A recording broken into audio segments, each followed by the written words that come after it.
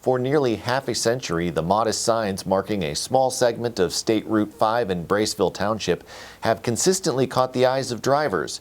Marked with the simple phrase, "Center of the World," these signs have piqued enough curiosity to cause travelers to double back for a second glance. In today's Daily Buzz, we head to the center of the world to find out what's in a name. What's in a Name is sponsored by the Cafaro Company.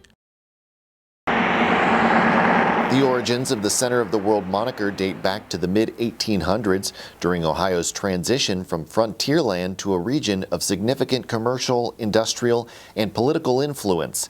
In the 1840s, a bustling stagecoach line that traversed between Pittsburgh and Akron brought commerce to this section of Braceville, aligning with the Mahoning River and the Pennsylvania and Ohio Canal. Historical records indicate that settlers had established a presence along the Mahoning River as early as the 1800s.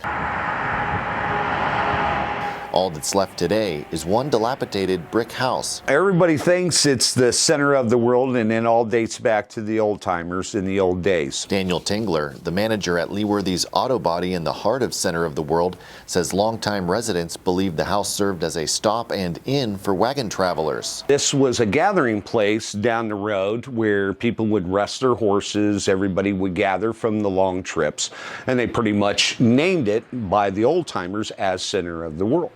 How true it is, I'm not sure, but that's what the old timers used to say. The area earned its name Center of the World largely due to the commercial vitality brought on by the stagecoach and canal.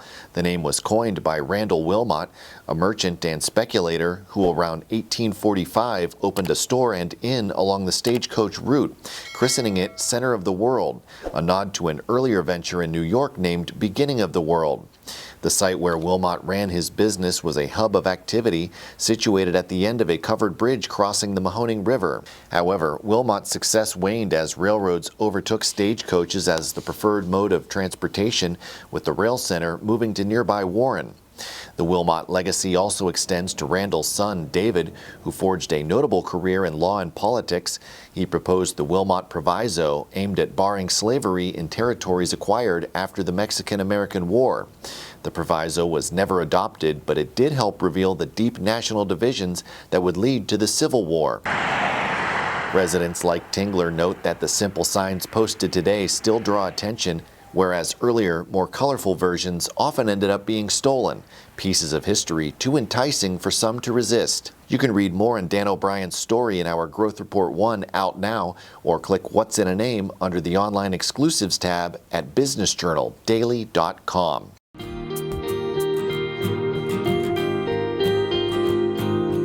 What's in a Name is sponsored by the Cafaro Company.